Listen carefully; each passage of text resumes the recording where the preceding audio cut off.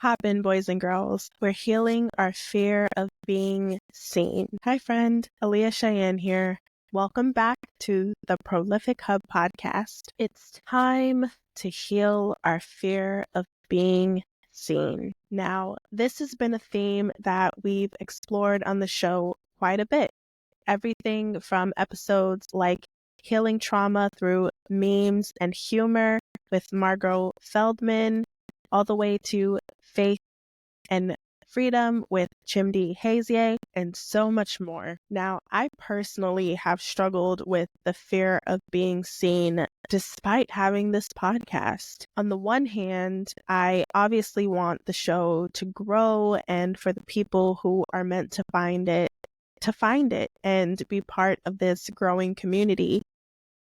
On the other hand, I also have a bit of a deep fear of it blowing up beyond what I can handle and, getting recognized in public, or the scrutiny and the hate and the negativity that comes with being visible on the internet. However, I know that I can't fully step into my purpose without being seen. Recently, I was speaking with my business coach about, what my work is requiring of me right now. And we talked about a bunch of different things. One of them was this fear of being seen. And we explored the idea that perhaps I'm not meant to be the face of a thing. Perhaps I'm meant to be the invisible hand or the powerhouse behind the scenes. Perhaps that my position is best played in the background, uplifting someone else's vision and work and company and all of those things. And to a degree, I agree with that. I have always been excellent at supporting others, helping others to discover their own answers, setting up systems and structures that ultimately amplify a person, a brand, or a business, or a message. There have been times where I've burnt out with some of the projects that I'm interested in that require me to be the face of a thing. At the same time, there are aspects of my creative work that will absolutely require me to heal my fear of being seen. Because in order for me to create and share anything of impact, there is a level of vulnerability in being seen that is and will be required of me. In late 2023, I had done an attraction factor, an annual forecast reading for 2024 with Tracy L. Rogers, who has been a guest on the show in the past. Almost to the day this year, I recently had a birth chart reading and an annual forecast for 2025 with Tracy. And aspects of my birth chart literally confirm that I'm meant to be big and seen and heard. It was the confirmation from the universe that I needed at this time in the season of my life, and the clarity that I had been asking for internally and externally, especially in this moment and in this time of my life where a lot of things have been uncertain. There are a lot of concerns with what my 2025 is going to shape out to be with my business, what creative projects I'm trying to launch as well. So that reading was right on time. One way that I've been working to heal this fear of being seen is that even in spite of it, I've still challenged myself to do what I want to do and put it out there for the world to see. Now, that doesn't make it any less nerve-wracking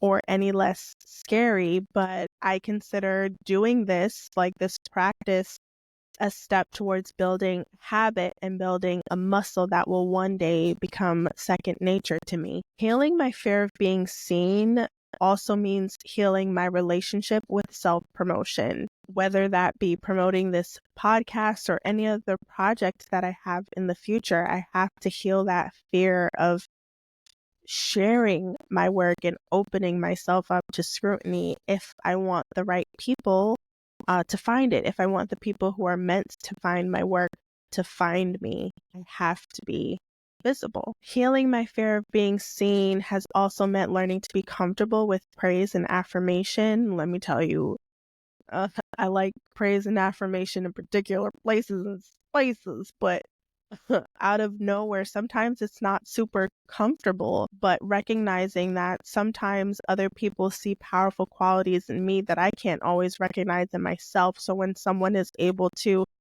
bring a blind spot into view for me, it's helpful. It allows me to continue in the way that I have been or to course correct if I need to course correct. In this season of my life, healing my fear of being seen also means putting more effort into my appearance because unfortunately for a long time, and as I've gotten older, as my body has changed, especially throughout the pandemic and after, I had lost a lot of the drive and the spark to just kind of like take care of myself in very basic ways.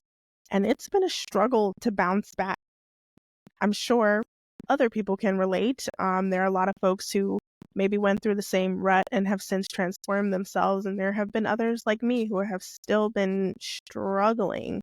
But healing my fear of being seen has meant that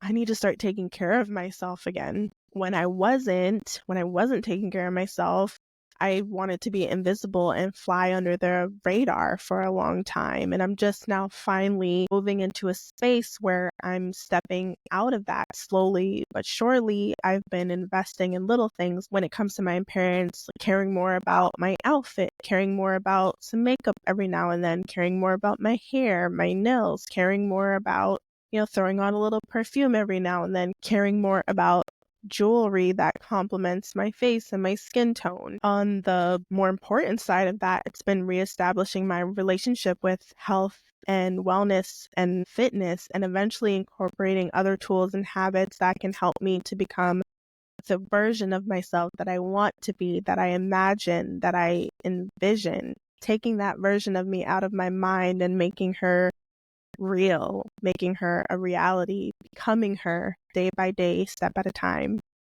I say all of this to say that if you're struggling with being seen or feeling seen, it's important to see yourself first and validate yourself first. When you are so grounded in who you are and what you know and how you feel about yourself, you become an immovable force, and thereby able to show up confidently in spaces as the best version of yourself. All of this is like that Marianne Williamson quote, our deepest fear, the one that says, our deepest fear is not that we are inadequate. Our deepest fear is that we are powerful beyond measure. It is our light, not our darkness, that most frightens us. We ask ourselves, who am I to be brilliant, gorgeous, talented, fabulous? Actually, who are you not to be? You are a child of God. Your playing small does not serve the world. There is nothing enlightened about shrinking so that other people won't feel insecure around you. We are all meant to shine, as children do. We were born to make manifest the glory of God that is within us. It's not just in some of us, it's in everyone. As we let our own light shine, we unconsciously give other people permission to do the same. As we are liberated from our own fear, our presence automatically liberates others. So, who are you not to be seen? I now recognize that in liberating myself and moving beyond fear and shame, I create more meaningful space for others to be free too. Friend, you deserve to be seen as much as I do or anyone else. I hope that you walk away from this episode feeling inspired to take up space and to never shrink again. So tell me, friend, how are you choosing to be seen today and all the days of your life? Let me know in a text to the show. Leave me a comment on Spotify if you're listening to this episode there, or if you're watching this episode on YouTube, leave a comment there, or let me know in a review to the show. You can leave me your answer in a review, tap that 5-star rating, leave a 5-star review for the show, and let me know what you think. All right, friend.